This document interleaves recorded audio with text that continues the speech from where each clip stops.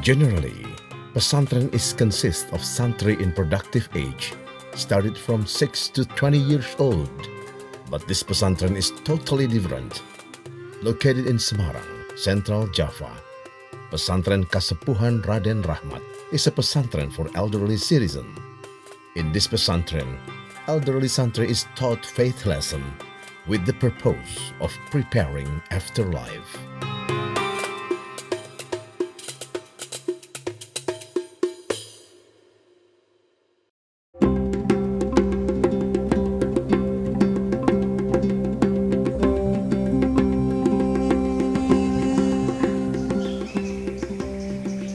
Gedong Village, Semarang Regency, Central Java, Indonesia, is a beautiful and peaceful place, far away from the urban bustle.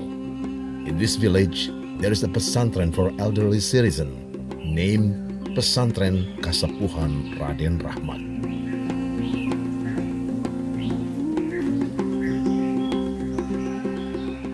Pesantren Kasepuhan Raden Rahmat ini didedikasikan untuk mantan pengelola-pengelola negara.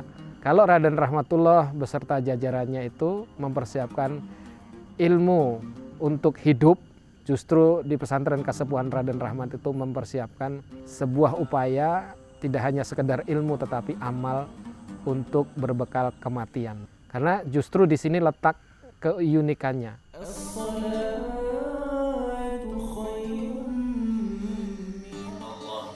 Basically, pesantren's philosophy is an institution where life has a specific purpose or a place for staying or studying. Pesantren is a place for revealing self-potential and resulting feedback for society.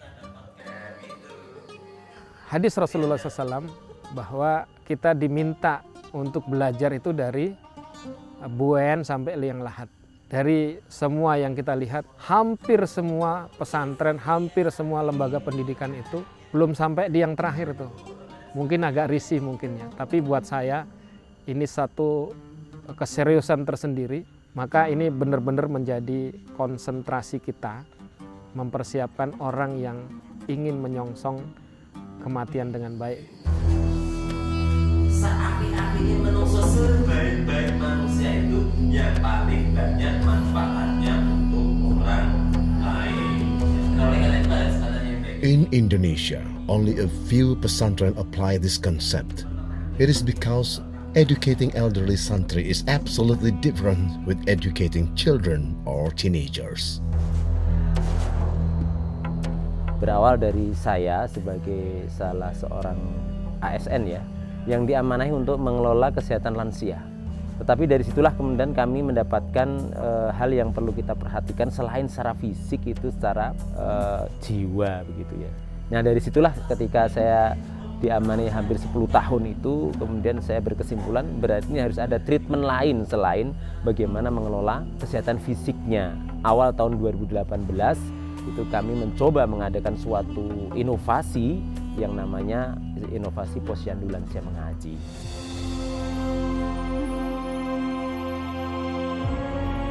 The founder really admires one of the figures of Wali Songo. He is Raden Rahmat or Sunan Ampel. Raden Rahmat was a visionary and great figure. He prepared and practiced dakwah well. So the name of this pesantren is inspired by Sunan Ampel or Raden Rahmat. Jadi terkait dengan rojiro, jadi kalau kita ada olahraga ya, di olahraga kita simbolkan olahraga dan olah jiwa ya, dan olah rasa. Itu bermula dari ya pendalaman yang agak lama ya, memang selain dari Al-Quran dan Sunnah Rasul ya, dari nyanyian lagu kebangsaan kita Indonesia Raya itu kan ada bangunlah jiwanya, bangunlah badannya ya. Yang saya tangkap itu ada 3 olah yang semestinya harus dilakukan untuk mengelola lansia itu. Sehingga dari situlah kemudian kita munculkan tagline yang namanya Rojiro, yang tadi olah rogo, olah jiwa, dan olah rasa.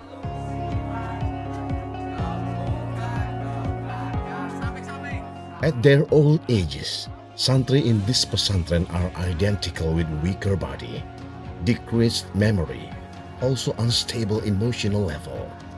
But this condition cannot be avoided. and becomes a challenge for the administrators and teachers in Pesantren Kasepuhan Raden Rahmat. Saya termasuk yang tidak setuju.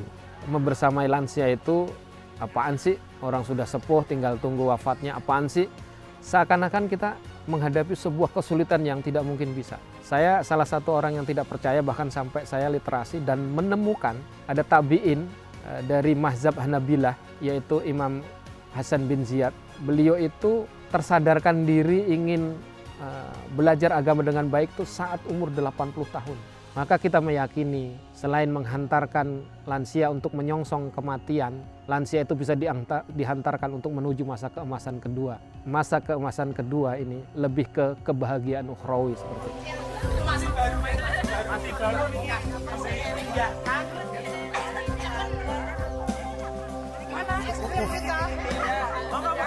This pesantren is established in 2018, but surprisingly, people already knew about Pesantren Kasepuhan Raden Rahmat. It is seen from the santri's background, who comes from some cities in Indonesia. Even recently, there are santri who come from other country.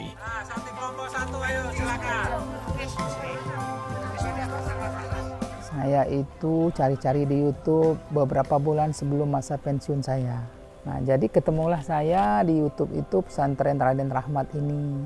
Saya semakin cari informasi tentang ini. Kami berkesimpulan inilah yang paling bagus yang kami temukan. Maka pada waktunya itu saya berangkat ke sini.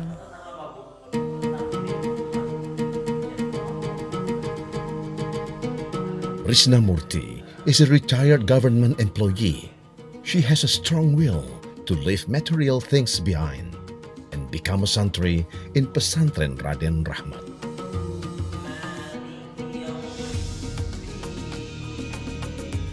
Saya kan ilmu agamanya tidak terlalu bagus.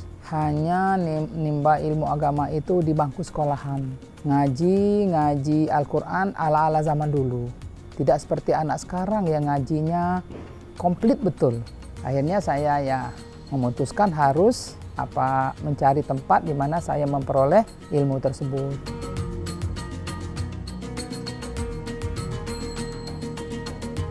Far away from kids and her family doesn't make Risna Murti feel sad, because now she has a specific purpose of life. Kalau kita sudah tua, kita mencari persiapan untuk bekal kita di hari setelah kematian kita. Setelah hidup ini berakhir akan ada kehidupan yang lebih kekal lagi. Seperti saya bilang dengan anak-anak bahwa ikhlaskan, relakan, nanti kita akan dipersatukan Allah jika takdirnya seperti itu, kita akan bertemu di surga, saya bilang seperti itu. What are the positive impacts for local people with the presence of Pesantren Raden Rahmat?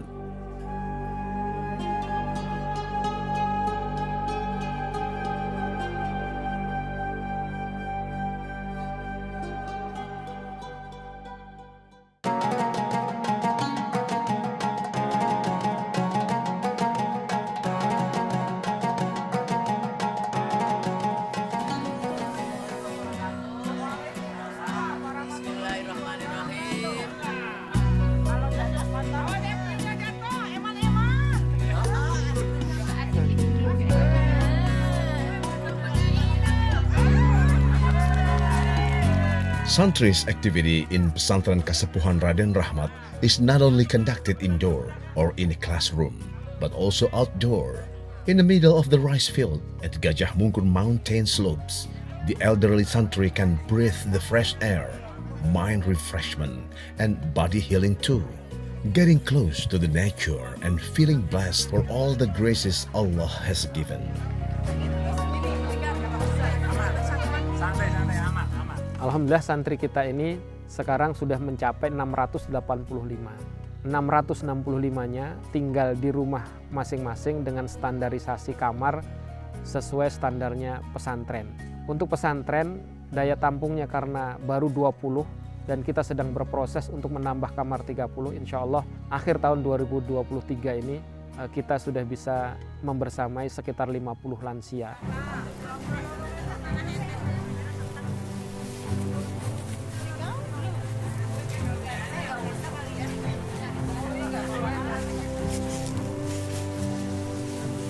Ada yang menarik, ternyata santri itu tidak hanya sekitar pondok, kalau di bahasa Jawanya namanya santri Magersari. Mereka belajar di sini tapi tinggal di rumah masing-masing. Kemudian ada santri mukim yang berasal dari luar kota. Kemarin baru saja kita kedatangan penduduk Indonesia yang sudah memiliki kewarganegaraan di Belanda, Jerman, dan Singapura itu silaturahmi ke sini. Tertarik dan mohon maaf, langsung booking untuk menjadi santri inden. Jadi teman-teman Indonesia yang sudah lama tinggal di luar negeri dengan penuh kesenangan, ternyata mereka ujung-ujungnya pengen bahagia di Indonesia.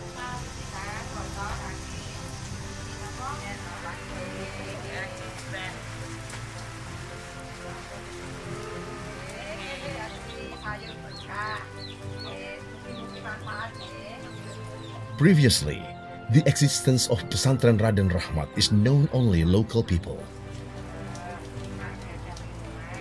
Orang-orang mengenal awalnya pesantren warga karena pesantren ini hanya melayani warga sekitar pondok ini, tapi hari ini alhamdulillah hampir di seluruh kota-kota besar di Indonesia keluarganya berdatangan untuk menitipkan orang tuanya untuk membersamai beliau merancang pulang penuh bahagia.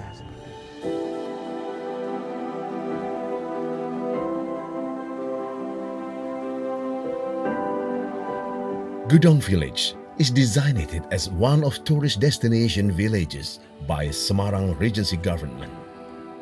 This is because of the existence of Pesantren Kasepuhan Raden Rahmat, which can increase the economic level and prosperity of villagers around the pesantren.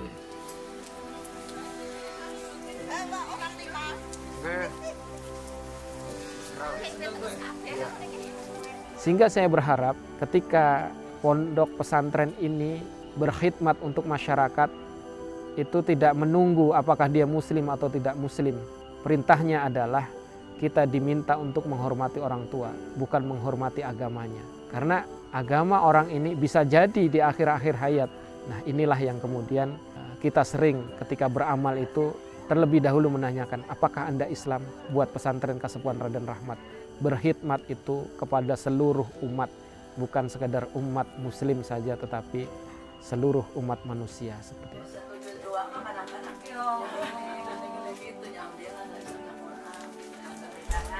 Every educational institution has its own goal, also with Pesantren Kasepuhan Raden Rahmat. Different with nursing home, which is only focused on physical and psychological treatments of elderly citizens. In pesantren, the elderly citizen has a precious long-term goal.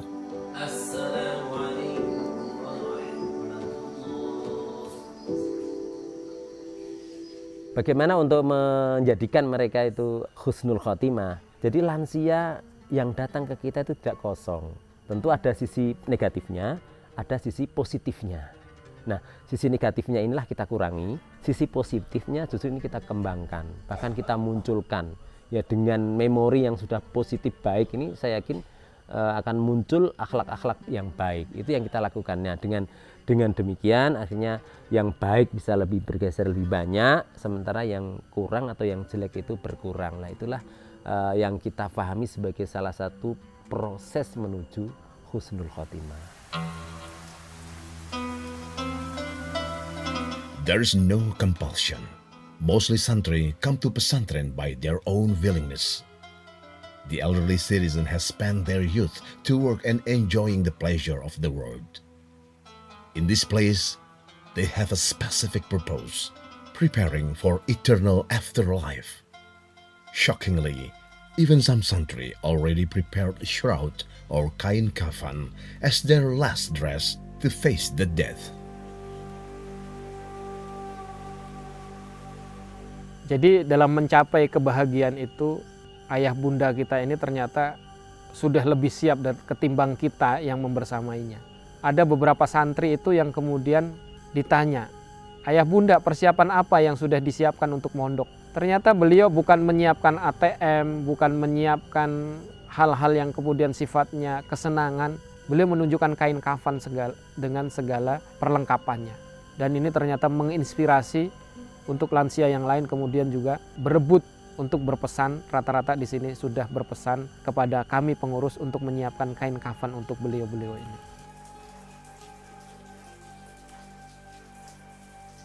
For Risnamurti, shroud was the best birthday gift which was given by her kid, as she requested.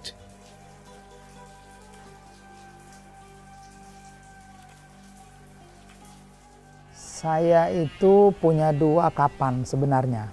Kain kapan yang satu saya tinggalkan di Bandar Lampung, itu belum dijahit. Itu hadiah ulang tahun anak saya. Yang satunya lagi saya beli sendiri, sudah dipotong yang saya bawa ini. Karena 1 jam pun tidak ada yang bisa menjamin bahwa kita masih hidup. Tanpa sepengetahuan keluarga, kain kapan itu saya bawa.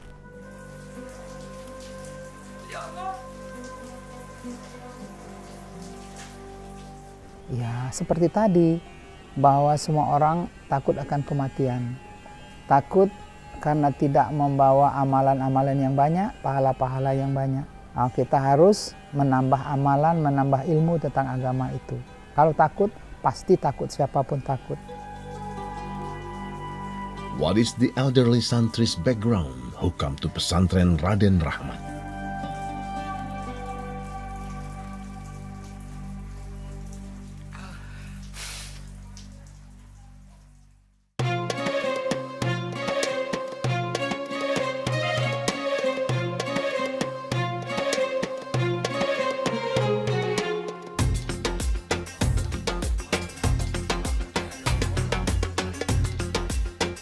Many interpretations arise with the presence of elderly citizens in Pesantren Kasepuhan Raden Rahmat. Some people may consider this as a life complement after enjoying youth era. But the rest may consider in an opposite way. How can old parents are being abandoned by their child in a pesantren? Is it a child's disobedience to parents? Apakah anak-anak yang menitipkan ke sini termasuk durhaka kepada orang tua? Pertanyaannya, apakah orang tua ketika menitipkan anaknya di pesantren termasuk orang tua durhaka? Kan tentu tidak. Maka menitipkan orang tua ke pesantren bukan lagi durhaka, sebagaimana orang tua menitipkan anak-anaknya di pesantren. Itu adalah sebagai bentuk pemuliaan. Naiknya gitu, semangat konfa.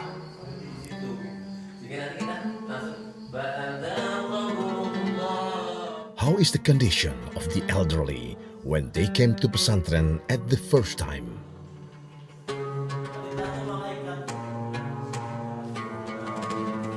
Delapan dari 10 yang datang itu bermasalah, baik secara fisik maupun secara kejiwaan. Bahkan ada sebagian yang secara sosial.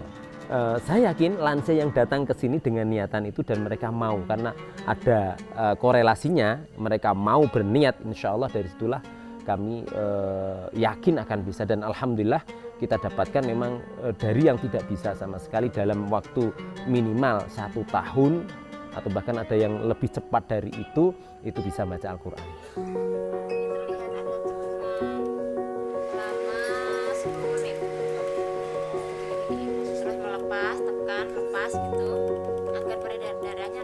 Not only learning faith lesson, in Pesantren Raden Rahmat, elderly santri is taught extra skill as their daily activity. In purpose to provide them with new ability if santri want to go back to their hometown. So, elderly santri will not only sharing faith lesson, but also giving advantage to the society with their new skill. Selain hal-hal yang bersifat ubudiyah, konsentrasi kita juga terhadap hal-hal yang bersifat ya muamalah dan duniawiyah. Bagaimana pondok pesantren juga membekali keterampilan-keterampilan yang berguna bagi kehidupan real di masyarakat, ya, mulai dari kerajinan, ya, dari pembuatan tempe, ya, kemudian aksesoris, hiasan dan seterusnya. Juga diajak untuk mengenal cocok tanam, ya, bahkan ada beberapa pelatihan karena saya membidangi urusan peribadatan, ya ada hal-hal yang kita khususkan, seumpamanya kursus sholat khusyuk gitu ya selama beberapa jam gitu.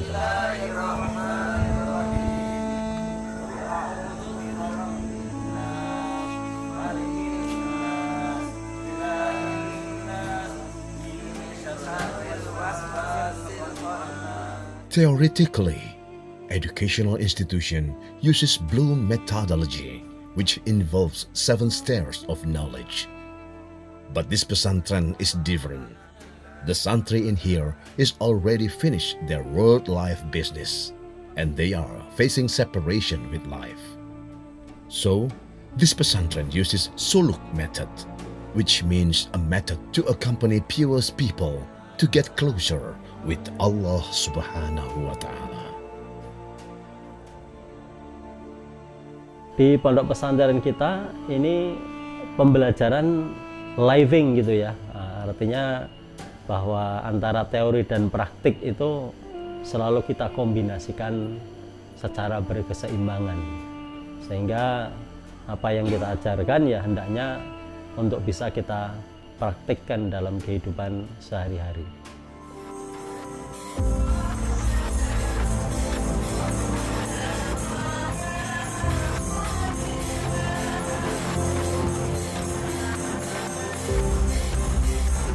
For staying santri, this pesantren is their new home, a place where they live every day and socialize with other elderly santri. They do not feel bored, even got excited and enjoying their daily life in this pesantren.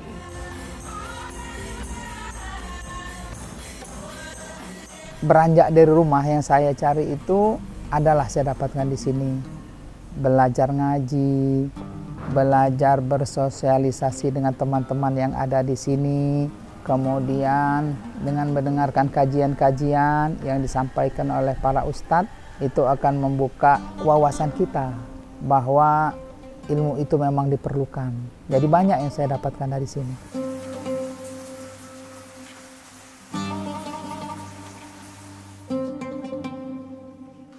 Risnamurti is an example of santri in Pesantren Raden Rahmat.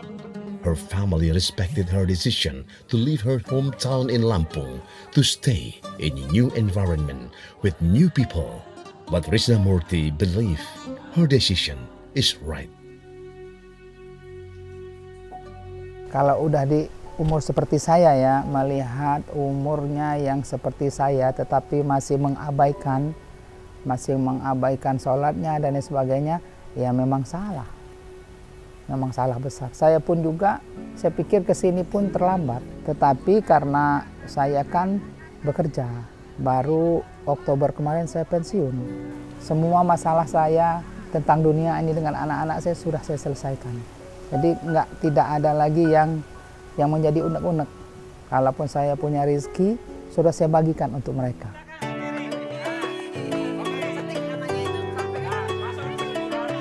Ya, kita harus beribadah yang banyak. Beribadah itu ada ilmunya. Kita harus belajar ilmunya. Terutama sekali baca Al-Quran. Saya bisa baca Al-Quran dengan lancar.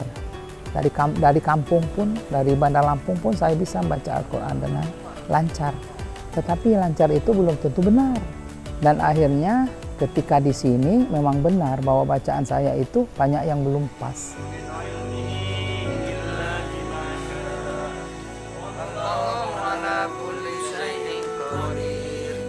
Saya berharap ibadah saya semakin bagus. Kesiapan saya untuk menghadapi detik-detik itu makin siap gitu. Walaupun sebenarnya tidak ada yang siap. Setidak-tidaknya memberikan ketenangan di hati bahwa kita sudah belajar, kita sudah meningkatkannya. Hasilnya wallahu alam. Karena kita pun semua tahu bahwa orang masuk surga karena Allah mengizinkan, maka kita masuk surga.